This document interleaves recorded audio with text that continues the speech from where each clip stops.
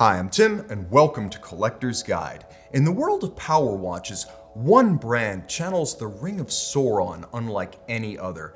Today, it's one 42mm platinum ring to rule them all, Patek Philippe 5070P. This is the Collector's Take. To tell the story of the 5070, we need to go back to the 1950s before coming back to the future. That sounds like a great idea. Someone should make a movie about that, but I digress. The reference 2512 from Patek Philippe was a 46mm split-second chronograph, and it lent its essential design language to the 5070 as it came out in yellow gold in 1998. That initial version passed into white gold in 2002 and rose gold in 2004. But today's subject watch arrived in 2008, the build-out model for the entire line. It was made from 2008 to 2009, about 12 months spanning 2 model years, and according to Patek Philippe itself, no 5070 could be built in greater quantities than 250 pieces per metal per year. Fun fact, it was the first time since the late 1960s that Patek had a chronograph of this spec. So, from the 1463 phased out in 1968 to the 5070 in 1998, Patek Philippe went 3 decades without a standardized manual wind water-resistant chronograph.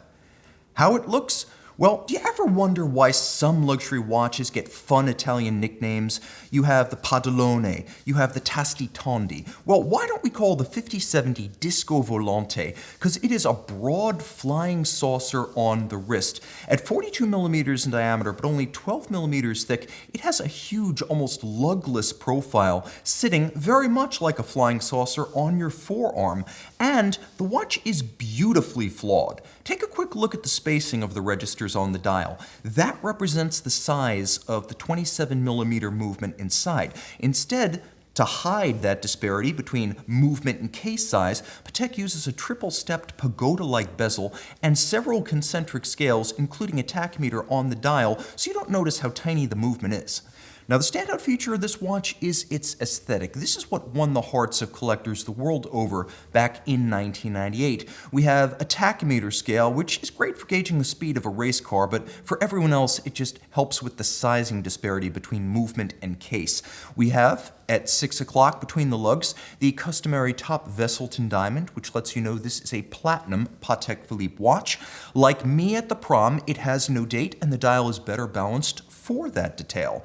Turn it all over. It is a chronograph and beautifully rendered. This is the caliber CH2770, Le Mans based and handsomely finished. As you can see, very traditional, Geneva hallmark, column wheel, lateral clutch, old school. When Albert Piguet developed this movement at Le Mans in the 1940s, he couldn't have imagined that it would go to the moon as the Omega Caliber 321, and if you like sky-high horology, you have to consider the Patek Philippe to be of that ilk.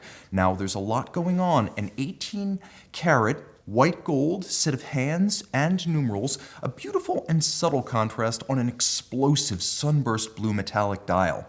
Let's take a quick look at the boxed set. There's a lot going on. An outer box in brown, an inner box in handsomely varnished wood. Pop open a small maroon-colored leather sleeve, and inside you have a pre-addressed letter to the Patek Philippe customer service department. Hopefully you won't have to use it. There is an invitation to receive the free Patek Philippe Enthusiast magazine. It's like your college alumni magazine without the constant pestering for donations. There is the certificate of origin, which shows this watch was originally sold in the German market. It is the birth certificate of your Patek. It is the most important part of the boxed set. And you'll find a lovely Patek Philippe 5070 user's manual. Who it fits? Well, it fits anyone with a 14cm circumference wrist or larger. Well, at 42 you might not think so, but the fact is the lugs are incredibly spare, and take a good look at them. That subtle fluting in their profile is the first thing to go when these watches are overfinished. Back to the fit, feel, and ergonomics.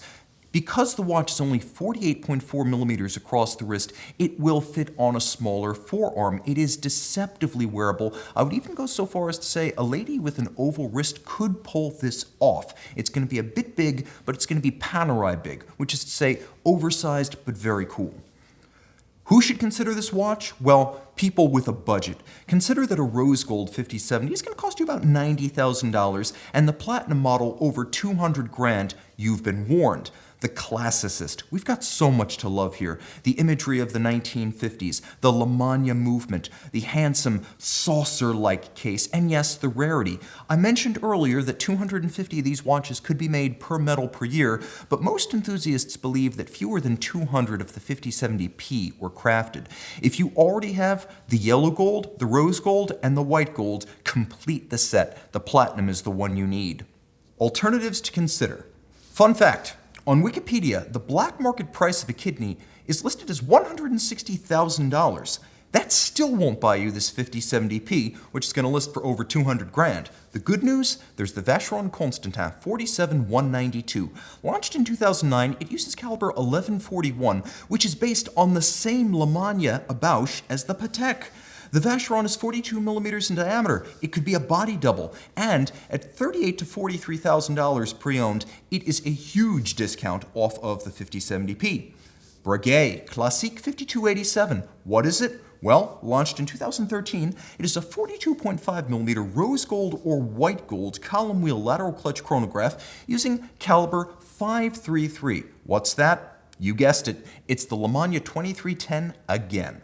And if you're on a budget, and if you don't mind shamelessly cribbing the look of the 5070P, check out the 2011 Girard-Perregaux 1966 blue dial chronograph. 40 millimeters, white gold, blue dial, sunburst metallic, Arabic numerals, all with the GP manufacturer automatic winding column wheel caliber GP030C0. For under $13,000, you're not getting anything original from an aesthetic standpoint, but you're getting an impressive machine, and the price is right. Ironically, in the world of luxury chronographs, the Rolex Daytona does not wear the crown. I would say this is the return of the king, but in fact, the king never really left. Long live the king of chronographs, and that is the collector's take.